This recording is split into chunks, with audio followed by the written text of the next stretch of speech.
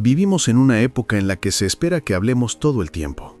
Publicaciones, comentarios, respuestas rápidas, debates interminables. Parece que quien calla pierde y quien opina de todo es el fuerte, el presente, el importante. Pero si miras con honestidad tu propia vida, descubrirás algo curioso. La mayoría de las veces que te arrepentiste no fueron por lo que callaste, sino por lo que dijiste de más. Una palabra lanzada en plena rabia, un secreto contado sin pensar, un juicio duro que no hacía falta. Los sabios de todas las épocas, y entre ellos Marco Aurelio, veían el silencio no como vacío, sino como fuerza. El silencio no es solo ausencia de palabras, es presencia de mente, respeto por uno mismo y protección de las relaciones. En este video vamos a recorrer 9 situaciones en las que el silencio es la decisión más inteligente, más fuerte y más elegante.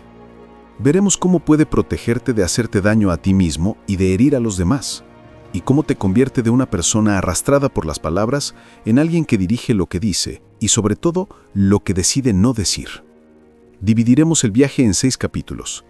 Al final no tendrás una receta para callar siempre, sino una brújula simple para hacerte una pregunta antes de hablar. ¿Es sabio decir esto ahora? ¿O es mejor cerrar la boca esta vez? La primera y quizá más peligrosa situación donde el silencio es poder es el momento de la rabia. Enfadarse es humano. A veces incluso es sano. La rabia puede ser una reacción natural ante la injusticia o la falta de respeto. El problema no es sentirla, sino lo que dejamos salir por la boca mientras arde. Muchas relaciones no se rompen por el problema original, sino por las frases que se dijeron en segundos de furia y se recuerdan durante años. Imagina que un amigo muy cercano te humilla delante de otros o dice algo que toca tu punto más sensible. Sientes cómo se te sube la sangre a la cabeza. Tu mente te grita, ¡respóndele ahora mismo! En esa encrucijada, tienes 2 caminos. El primero es dejar que la emoción dirija tu lengua. Sueltas lo primero que se te ocurre. Tal vez revelas un secreto suyo. Tal vez escupes una frase que sabes que va a doler. Tal vez insultas de una forma tan baja que ni tú te reconoces. Durante unos minutos puede que sientas una especie de victoria, como si hubieras defendido tu orgullo. Pero cuando pasa la oleada, cuando llegas a casa y la adrenalina cae, algo empieza a pesar en el pecho. Repitas tus propias palabras y piensas, ¿de verdad necesitaba decir eso? El segundo camino es mucho más difícil al principio. Eliges callar, al menos de momento. No niegas lo que sientes, pero decides no traducirlo al instante en frases. Puedes decir, estoy muy enfadado ahora, no quiero hablar de esto así, hablemos luego. O simplemente te alejas unos minutos, respiras, caminas, escribes lo que sientes en una hoja en vez de tirárselo a la cara a la otra persona. Algunos te dirán que eso es cobardía, que hay que poner a la gente en su sitio en el momento, pero lo más fácil en la rabia es atacar.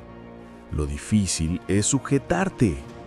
No estás reprimiendo tu emoción, estás retrasando el momento de convertirla en acción hasta que la razón y la calma puedan participar en la decisión. El silencio en la rabia no significa renunciar a tus derechos. Después, con la cabeza fría, puedes buscar a esa persona, explicarle con firmeza que te molestó, poner límites, pedir una disculpa o incluso tomar la decisión de alejarte. La diferencia es que ya no hablas para destruir, sino para aclarar. No disparas a ciegas, eliges tus palabras como quien elige herramientas, no armas. A veces ni siquiera eres tú quien está enfadado, sino la otra persona. Llega gritando, acusando, repitiendo frases injustas, esperando que tú entres en el juego y le devuelvas cada golpe verbal. Si lo haces, te conviertes en parte del incendio. Si eliges el silencio o una frase corta y serena, te mantienes fuera del fuego. No voy a discutir contigo en este estado. Cuando los dos estemos más tranquilos, hablamos. Y luego, silencio. No es huir, es negarte a ser arrastrado por la emoción de alguien que todavía no sabe dominarla. En algún momento tendrás que decidir qué tipo de fuerza quieres. La fuerza ruidosa de quien hiere con sus palabras y luego se esconde, o la fuerza tranquila de quien puede responder y aún así elige callar hasta que pueda responder de una forma que no le dé vergüenza recordar. Recuerda una regla sencilla. Cada frase que digas en el pico de la rabia será juzgada por ti mismo más tarde, cuando estés tranquilo. Si sabes que te daría vergüenza o culpa oírla de nuevo con la cabeza fría, es mejor no decirla. En esos segundos, el silencio no es debilidad, es protección para ti y para la relación. El segundo y el tercer momento donde el silencio es oro aparecen en el terreno del debate. No cualquier debate. Esos en los que, desde el principio, la balanza está inclinada porque la otra persona no busca entender, solo busca ganar, humillar, exhibirse. Seguro que lo has vivido, una conversación que se convierte en una especie de show. El otro no escucha lo que dices, solo espera que termines para contraatacar. Si demuestras algo, cambia de tema. Si aclaras un malentendido, inventa otro. Si aportas datos, se ríe y responde con sarcasmo. Da igual lo que digas, la meta no es la verdad, es el espectáculo. Marco Aurelio se repetía que su tiempo era limitado y que su mente era demasiado valiosa para gastarla en lo que no podía cambiar. Un debate honesto puede enseñarte, hacerte crecer, fortalecer tus ideas. Una pelea de egos solo te vacía. En esos casos, seguir hablando es como discutir con un espejo esperando que cambie su expresión. Lo único que se deforma eres tú. Así que el silencio pasa a ser una decisión consciente. No voy a invertir más energía aquí. Puedes decir simplemente, creo que los dos hemos dejado clara nuestra posición. No veo que estemos avanzando. Mejor lo dejamos aquí. Con esto no estás diciendo, tú ganas. Estás diciendo, no juego a este juego. La tercera situación es parecida, pero con un matiz. La discusión espectáculo delante de otros. El típico compañero que te hace una crítica humillante delante de todo el equipo. El amigo que te lanza comentarios personales en una mesa llena de gente para quedar como el gracioso.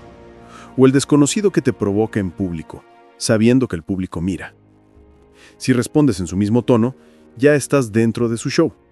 La atención se centra en quién humilla más al otro y casi nadie está realmente interesado en lo justo o injusto, sino en el drama. Aquí el silencio puede ser acompañado de una sola frase que cambie el escenario.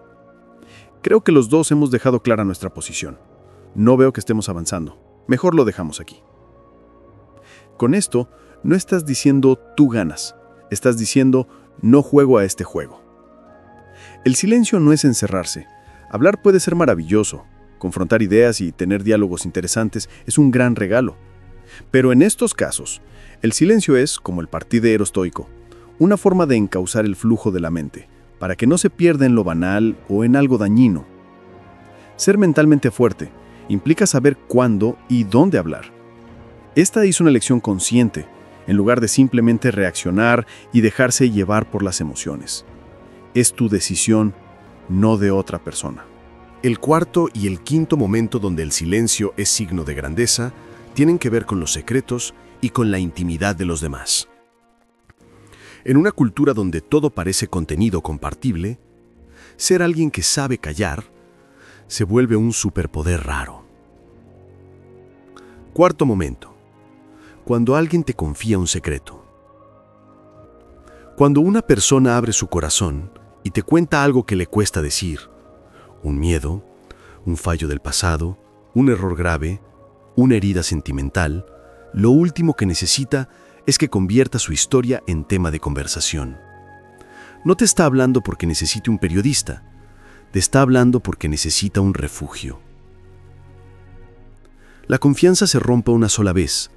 Descubrir que lo que dijiste a una sola persona ha terminado en 10 bocas es una de las sensaciones más dolorosas.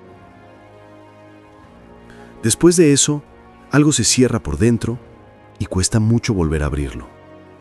Por eso, cuando acabes de escuchar una confesión, el mejor uso que le puedes dar a tu boca es cambiar de tema y guardarte las palabras. No las repitas luego como anécdota interesante, ni siquiera sin decir nombres. Los implicados suelen reconocer su propia historia, aunque les cambies los detalles. Quinto momento. Cuando hablas de la vida de otros sin que te hayan dado vela en ese entierro. No hace falta que alguien te diga, te cuento un secreto, para que tengas obligación moral de callar. Hablar de problemas de pareja ajenos, de dinero, de enfermedades, de fracasos, de errores antiguos, sin necesidad real de hacerlo, es entrar en una casa que no es tuya.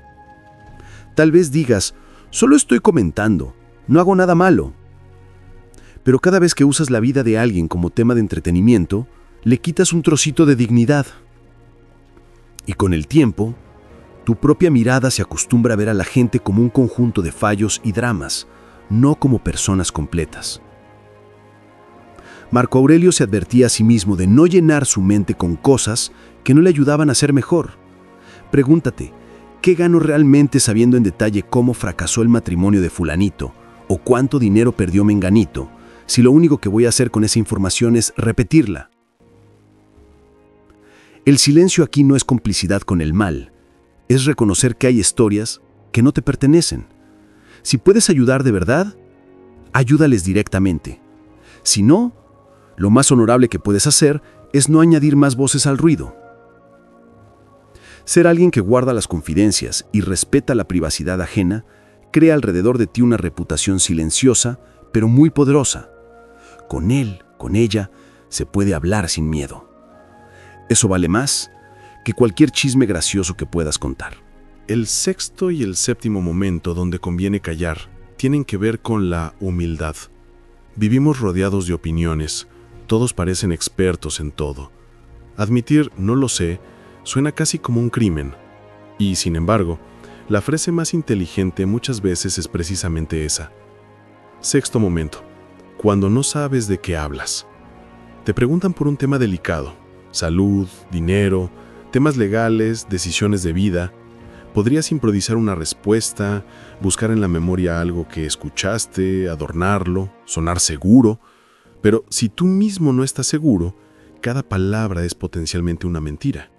Y las mentiras bien intencionadas pueden hacer tanto daño como las malintencionadas. El enfoque estoico aquí es sencillo y valiente. No lo sé. O si quieres ir un paso más allá, no lo sé, pero puedo investigarlo. O no es mi campo, no quiero decir algo que pueda confundirte. Ese pequeño silencio, ese rechazo a opinar por opinar, te protege a ti de sentirte responsable después y protege al otro de tomar decisiones basadas en humo. Séptimo momento, cuando estás delante de alguien que sabe más que tú. A veces estamos tan preocupados por demostrar lo que sabemos que no dejamos hablar a quien realmente podría enseñarnos algo. Cortamos su frase, completamos sus ideas, compartimos nuestra experiencia antes de que termine la suya, suponemos que ya lo sabemos. Marco Aurelio, siendo emperador, enumeraba con orgullo en sus escritos a las personas de las que había aprendido. Su abuelo, su maestro de filosofía, su mentor militar, y lo que más recordaba de esos momentos no eran sus propias intervenciones, sino su capacidad de escuchar. El silencio en posición de alumno no es sumisión ciega, es estrategia. Elegir escuchar más de lo que hablas cuando estás con alguien que ha vivido más, que ha leído más, que ha trabajado más en un campo, acelera tu aprendizaje. No desapareces como persona. Sigas haciendo preguntas, sigas reflexionando, pero dejas de competir por ver quién impresiona a quién. Puedes pensar en este tipo de silencio como en abrir un cuaderno. Cada minuto que interrumpes al otro para demostrar que también sabes algo es una línea menos que cabe en tu cuaderno ese día. Callar cuando no sabes evita que seas fuente de error. Callar para aprender abre espacio para que algo entre en ti. Ambos silencios son semillas de sabiduría. Uno te protege del falso conocimiento, el otro te regala conocimiento real. El octavo momento en el que el silencio puede ser más cariñoso que cualquier discurso aparece frente al sufrimiento. Cuando alguien está roto por dentro, nuestra incomodidad nos empuja a llenar el vacío con frases. No soportamos ver lágrimas, así que tapamos ese silencio con palabras prefabricadas.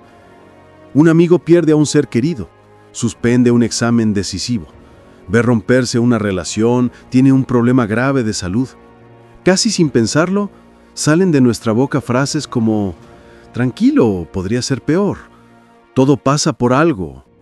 Sé fuerte, no llores.